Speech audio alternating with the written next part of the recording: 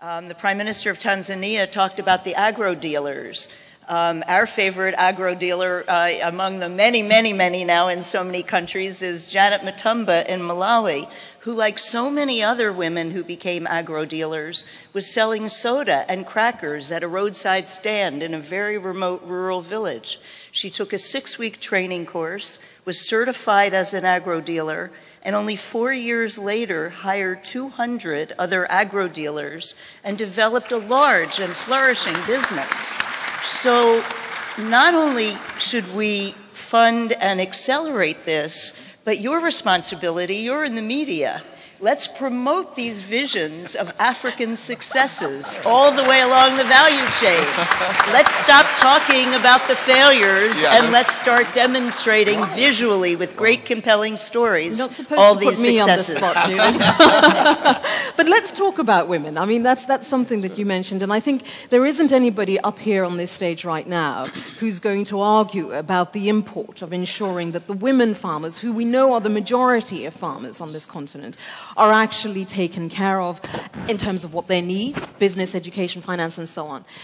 I know that's a very, very significant passion of yours, and yours as well, actually. But how do you actively do that? Because in some instances, there's a cultural issue attached to that as well. It's not just the fact that she needs the seed or she needs access to microfinance or whatever. It's the fact that the people around her in her community are not necessarily going to be supportive of her wanting to become a businesswoman by farming.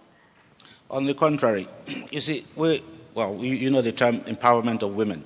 You see, if you make the calculation, and if you look at the experience, if you're looking at the proportion of the workloads in agriculture and the whole value chain, you find that 60 to 80% of that is done by women.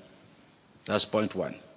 Number two, my men's folk will not like this, that when you invest in a woman, in a young woman, you are most likely going to get much more out of it than if you invested on a man in the rural area. We just completed a study. We completed a study in one country in West Africa. For $110, you will get the same value of output and impact if you give $110 to a man as if you gave $10 to a woman. But we know that already. Now, so what I'm saying here is that, you know, if you look at rural communities, if you look at any communities in Africa, it takes two things: organization and leadership. When rural communities organize themselves and they have the right leadership and they have the right governance structure and they have the right institutional setup, they have the greater power to act as a collective. And this is where, through rural financing and through access to land, through policy dialogue with governments, with in most cases, district communities, district leaders, to ensure that these women are given the same facilities as their men folks. Go ahead, Shirley. And I would just add that it needs to be supported, in addition to those things, by actually requiring things like women extension officers, where you can respect cultural differences. If that's a cultural difference, make sure that you require women who are extension officers, provide for appropriate things, invest in women breeders, and require that a percentage of breeders at the research centers are actually women, and so that you are training people. Include women in participatory breeding. It's very important that when the breeding occurs, that the farmer is able to input on what they think about the crops. Will they be able to harvest it? Will the women actually be able to cook it in a legitimate period of time?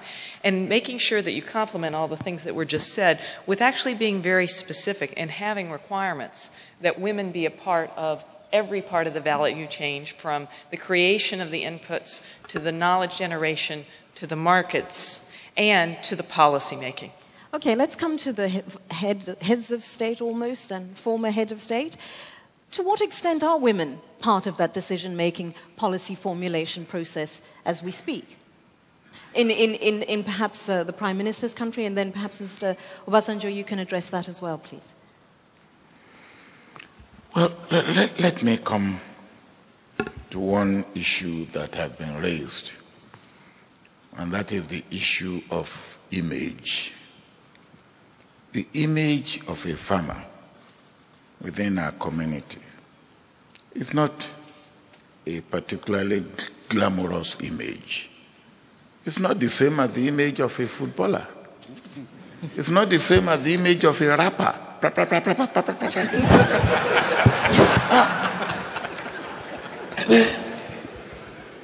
We have to do something about that. The image of a farmer. I went round, and as I go round, I ask school children, what do you want to become when they want to become presidents? They want to become Secretary General of the United Nations? They want to become vice president. They want to become prime minister. The image of politicians to the youth is good. How can we make the image of farmers to the youth also good? Now, that is very important. I bring them to my farm, and on my passport, my occupation is farming. Now, it's good and bad, because I went to Canada once, and they look at my passport, say, farmer, well, what are you doing here? What are you doing here? And I said, I came to see a friend. Unfortunately, I went a day earlier than my friend was expecting me. So they shunted me aside. And I was kept aside as a retired head of state. I was kept aside for 3 hours. Now, eventually my friend came, I got out, and my friend said, look, what did you call yourself? I said, farmer. He said, oh, what a mistake. You should have called yourself an agri-businessman. He said the farmer was here in Canada. The farmer is worse than a peasant farmer in Africa. So that is the image. So when I wanted to get my son, who has a PhD in electronics from Cambridge, to join me on the farm, and he was refusing, I said, no, you will not be a farmer, I'm the farmer. You are an Greek businessman. That's when he agreed to join me. So clearly we have to do border control issues as well. Okay, if I can just pause for a moment. I know that there are going to be a lot of people on the floor who have a couple of questions. There are 6 microphones on the floor. I'll keep checking. If you could find your way to one of them if you have a question, be sure to identify yourself and which organization it is that you represent, and pose a specific question to an individual. It just makes it a little bit easier for us. So if you can do that in the meantime, and I have a couple more questions that I'd like to have addressed on the floor. Women, obviously an issue. Changing the image of farming and agriculture, big issue, because those are the topics you all get very excited about.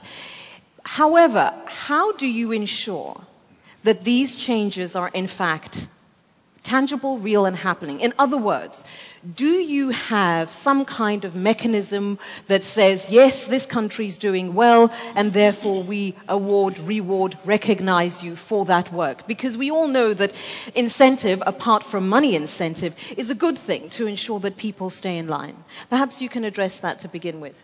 This is a question we've been grappling with as to how you get and compile adequate and reliable statistics, do the necessary monitoring and evaluation to be able to make the judgment. And we are encouraging the governments and institutions we are working with to do exactly that, and we are doing it ourselves. And that is why, for example, in our seed programs, we are able to tell you the number of new varieties we come up with, who has access to it, how it's been distributed. But I think the question of evaluation and monitoring, what works and what doesn't work, is extremely important. And I would encourage all our partners to pay attention to that. And when we get together